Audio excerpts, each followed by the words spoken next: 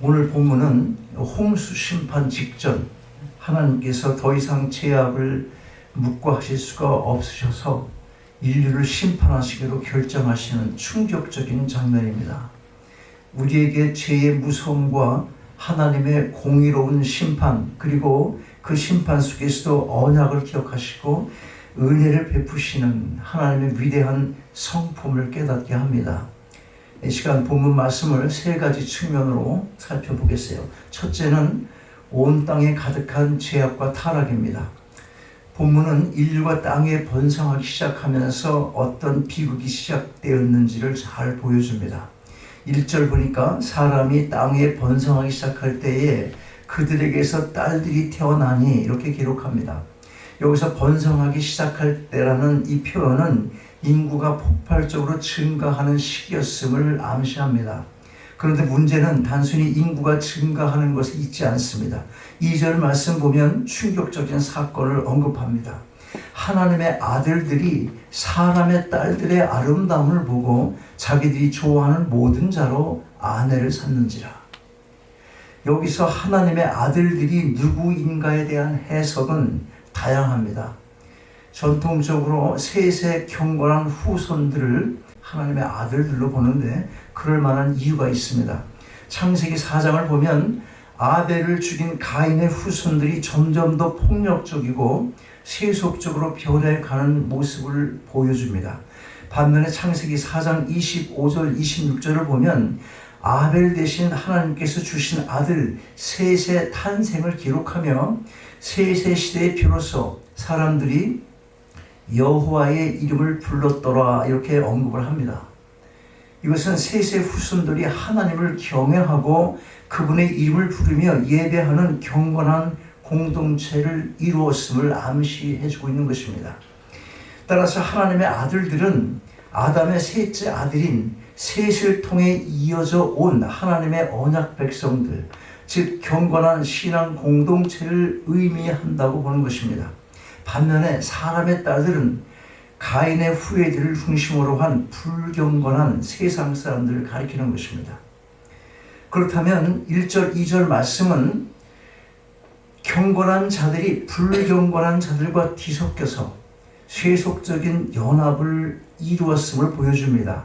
즉 믿음의 가치가 무너지고 육체의 정욕에 따라 결혼 관계를 맺음으로써 하나님의 백성들이 세상의 가치관에 동화되어 버린 것입니다. 그들은 아름다움만 보고 자기들이 좋아하는 모든 자로 아내를 삼았습니다. 이는 하나님의 창조 질서와 결혼의 신성함을 무시하고 정욕과 쾌락을 쫓아 행하는 극심한 타락상을 보여주고 있는 것입니다. 이러한 타락은 단순히 개인적인 윤리 문제에 그치지 않습니다. 4절을 보면 당시에 땅에는 네피림이 있었고 그 후에도 하나님의 아들들이 사람의 딸들에게로 들어와 자식을 낳았으니 그들은 용사라 고대 유명한 사람이었더라 이렇게 기록합니다. 여기서 언급하고 있는 네피림에 대한 해석도 다양하지만 중요한 것은 이들이 하나님의 질서를 파괴하고 세상의 힘과 폭력을 상징하는 존재들이었다는 것입니다. 이들은 세상에서 유명한 사람으로 불렸지만 그들의 명성은 하나님 앞에서 의롭지 못한 폭력과 이 억압으로 얻어진 그런 것이었을 가능성이 너무나 많다는 것입니다. 이러한 상황은 우리에게 중요한 교훈을 주는 거예요.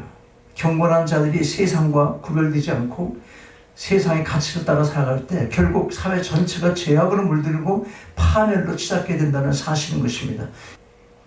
교회와 성도들이 세상의 빛과 소금의 역할을 감당하지 못하고 오히려 세상에 동화될 때 그 사회는 희망을 잃게 되고 마는 것입니다. 온 땅에 가득한 죄악과 타락은 곧 하나님의 공의로운 심판을 불러올 수밖에 없는 필연적인 결과였던 것입니다. 둘째로 죄에 대한 하나님의 탄식과 심판 선언입니다. 죄악이 온 땅에 가득했을 때 하나님께서는 어떻게 반응하셨어요? 5절 보세요. 5절 한번 읽을까요? 자, 5절 시작. 여호와께서 사람의 죄악이 세상에 가득함과 그의 마음으로 생각하는 모든 계획이 항상 악할 뿐임을 보시고. 여기서 죄악이 세상에 가득하다. 죄악이 세상에 가득함이라는 이 표현은 죄가 단순히 만연한 정도를 넘어서 온 땅을 압도하고 있음을 보여주는 것입니다. 더 나아가 그의 마음으로 생각하는 모든 계획이 항상 악할 뿐이다. 이 얘기는, 이런 말은 항상 악할 뿐임은, 이렇게 기록하잖아. 그 항상 악할 뿐임은 인간의 내면 깊은 곳까지 죄로 오염되어 있음을 지적하고 있는 것입니다. 인간의 사고와 의지, 모든 계획의 근원조차도 죄로 물들어 있어서 선한 것을 생각하고 계획할 능력이 상실된 그런 상태였습니다. 종교개혁자 존 칼빈은 인간의 전적 타락을 설명하며 바로 이러한 본문들을 이용하고 있어요. 전적 타락 수없이 얘기하잖아. 전적 타락은 무슨 말이냐면, 다시 참고로 어떤 이렇게 물컵에 잉크방울 이렇게 떨어뜨리면은 아주 새까맣게 딱 져서 그 물이 아주 못 쓰게 되고 뭐 그런 건 아니잖아요. 한 방울. 그런데 그 물 전체가 어때? 색깔이 변하잖아. 어둡게 변하잖아. 그래서 전체 타락했다는 거예요. 그러니까 우리가 완전히 타락했다는 말은 타락되지 않은 부분이 없다는 걸 말하는 거예요. 그러니까 완전히 전체가 다 그렇다는 거예요. 머리털부터 어디까지? 발끝까지 온전하지 않다는 거예요. 그렇다고 지와 선과 무슨 뭐 그런 걸 전혀 모른다, 아름다움을 모른다, 그런 의미는 아니에요. 근데 희미하다는 거예요. 우리가 판단할 판단력이 약하다는 거예요. 아름다움을 분간하는 그 능력도 약하고, 선을 분간하는 그것도 약하고, 그러니까 내가 일을 행하는 것도 하나님께 상달되지 못하는 그런 행함밖에 할 수 없다. 그게 전적 타락인 것이에요. 아담 안에서 모든 인류가 죄로 오염되어서 그 전 존재가 부패한 상태가 된 것이에요. 전 존재가 부패하게 된 것입니다. 하나님께서는 이러한 인류의 죄악을 보시고 어떻게 반응하십니까? 6절 보면 땅에 사람 지으셨음을 한탄하사 마음에 근심하시고 이렇게 기록합니다. 여기서 한탄하사라는 표현은 마치 인간이 후회하는 것과 같은 뉘앙스를 풍기지만, 전능하신 하나님께서 인간처럼 후회하신다는 의미가 아니라, 하나님은 그렇게 하시지 않아. 하나님이 처음부터 작정하신 모든 것들이 다 선한 것이에요. 후회할 일이 없으셔. 그런데 다른 말로 표현하면 우리가 못 알아들어. 그래서 알아듣게 하나님께서 인간처럼 후회하신다는 그런 의미가 아니라, 하나님의 그 아주 깊은 고통과 슬픔을 인간의 형상이나 감정 상태로 묘사를 하는 그런 표현인 것이에요. 신학적인 용어로 신인, 동형론 이렇게 얘기하는 거예요. 우리 알아듣기 쉽게 우리말로 표현해 준 것입니다. 인간의 형상이나 감정 상태로 묘사하는 신인, 동형론적 표현인 것입니다. 즉, 하나님께서 당신의 형상대로 지으신 인간이 죄악으로 인해 완전히 타락하여 더 이상 그 존재의 목적을 상실하는 것을 보시고 깊은 비탄에 잠기셨다는 것입니다. 인간의 죄가 하나님의 마음을 아프게 한 것입니다. 그래서 7절에서 하나님은 심판을 선언하십니다. 이르시되 내가 지은 사람을 내가 진원에서 쓸어버리되 사람으로부터 가축과 기른 것과 공중의 새까지 그리하리니 이는 내가 그것들을 지었음을 한탄함이니라 하시니라. 충격적인 선언입니다. 하나님께서 당신의 손으로 지으신 모든 생물을 진원에서 쓸어버리시겠다고 말씀하십니다. 죄악의 오염이 너무나 깊어서 인간뿐 아니라 인간과 함께 살아가던 모든 생명체까지 심판의 대상이 된 것입니다. 이는 죄의 파괴력이 얼마나 심각한지를 극명하게 보여주는 거예요. 죄는 단순히 개인의 문제가 아니라 온 세상을 오염시키고 하나님의 창조 질서 전체를 파괴하는 무서운 힘을 가지고 있는 것입니다. 이러한 하나님의 심판 선언은 그분의 공의로우신 성품을 나타냅니다. 우리가 기억해야 할 것은, 하나님은 죄를 결코 용납하지 않으시는 거룩하신 분이라는 사실입니다. 그분은 죄를 보시고 한탄하시고 탄식하시고 그 죄를 심판하심으로써 당신의 의로우심을 나타내시는 것입니다. 오늘날 우리는 종종 하나님의 사랑만을 강조하며 하나님의 공의를 간과할 때가 있습니다. 그러나 진정한 하나님의 사랑은 죄를 미워하시고 심판하시는 공의로운 사랑인 것입니다. 죄를 심판하지 않는 사랑은 진정한 사랑이 아닌 것입니다. 따라서 7절 말씀은 우리가 하나님의 공의로우심 앞에 서서 우리의 죄를 철저히 회개해야 함을 가르쳐주고 있는 것입니다. 자, 셋째로 심판 속에서 빛나는 하나님의 은혜입니다. 온 세상이 죄악으로 가득하고 하나님께서 모든 것을 심판하시겠다고 선언하신 절망적인 상황 속에서 한 줄기 빛이 등장을 합니다. 8절 말씀이에요. 8절. 그러나 노아는, 같이 읽어요. 시작. 그러나 노아는 여호와의 은혜를 입었더라. 여기서 그러나라는 접촉사는 아주 절망적인 그런 상황 속에서 하나님의 놀라운 역전극이 시작되는 것을 알려주는 중요한 단어입니다. 모든 사람이 죄로 오염되어 심판을 받아 마땅한 상황에서 노아는 예외적으로 여호와께 은혜를 입었더라, 이렇게 기록하고 있습니다. 여러분, 노아가 다른 사람들보다, 우리들보다 특별히 의로워서 하나님께 은혜를 입은 것이겠습니까? 노아가 우리보다 더 나아서 그래서 은혜를 입었을까요? 나보다 더 이상한 짓 했잖아, 여러분보다. 근데 그에게 하나님은 뭐야? 은혜를 주셨어. 그러니까 여러분, 죄는 회개하면 다 없어지는 거거든. 죄를 회개하지 않으니까 문제예요. 여러분, 죄 짓는 걸 뭐라고 부르는 거 아니에요? 우린 죄를 질 수밖에 없다니까. 본능적으로 그런 거예요. 무슨 얘기예요? 죄가 만연하다고 하나님의 은혜를 멈추는 게 아니다 하는 거예요. 그런 속에서도 물론 심판을 하시지만 그 은혜가 있어요. 어떤 사람에게? 창세기 6장 9절은 노아가 의인이요 당대의 완전한 자였다, 그렇게 기록합니다.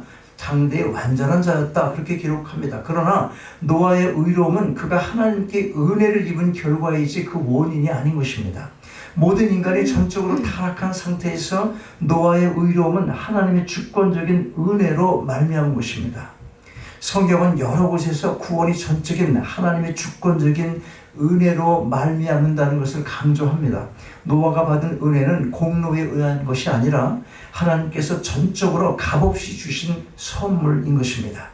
죄악으로 가득 찬 세상에서 하나님은 당신의 심판을 선언하시면서도 당신의 언약을 기억하고 한 사람을 택하여 구원의 길을 예비하셨습니다.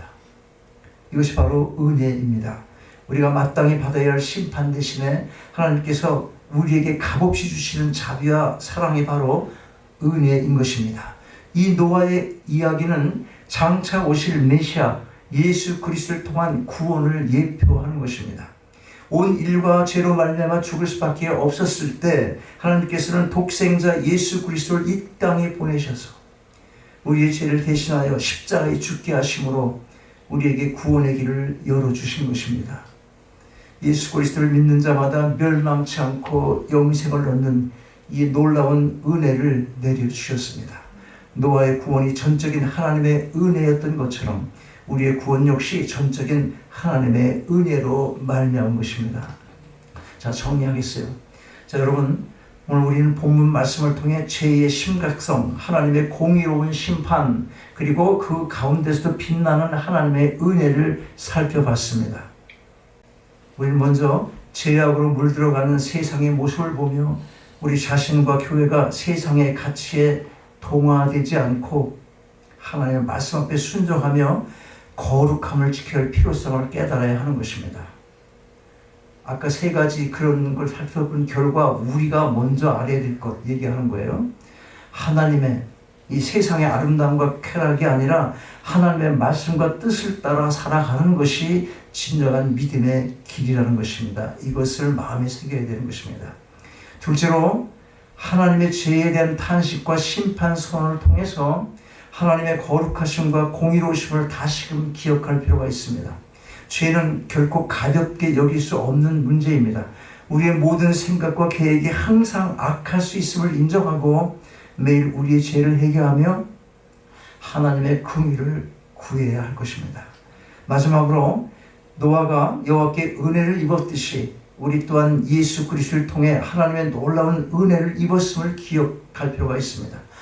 우리가 구원받은 것은 우리의 어떠한 공로 때문이 아니라 전적인 하나님의 값없는 은혜로 말미암은 것입니다.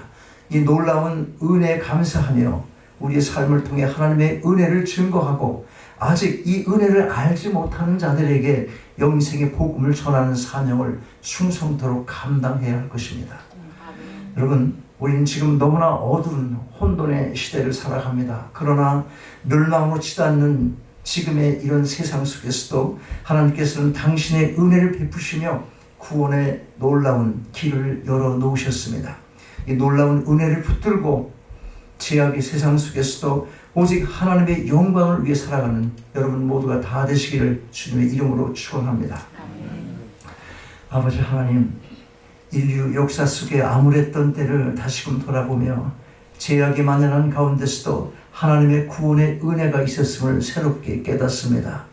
이 땅에 온 나라가 노아 시대의 타락처럼 총체적인 어둠의 시기를 보내고 있사오니 하나님의 공의를 잊지 않게 하시고 참된 믿음으로 십자가 은혜의 자리로 나아가게 하옵소서.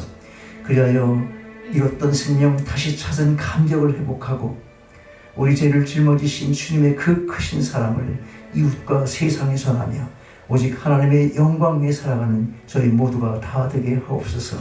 주 예수 그리스도의 이름으로 기도하옵나이다. 아멘. 일어나셔서 함께 찬양하시겠습니다.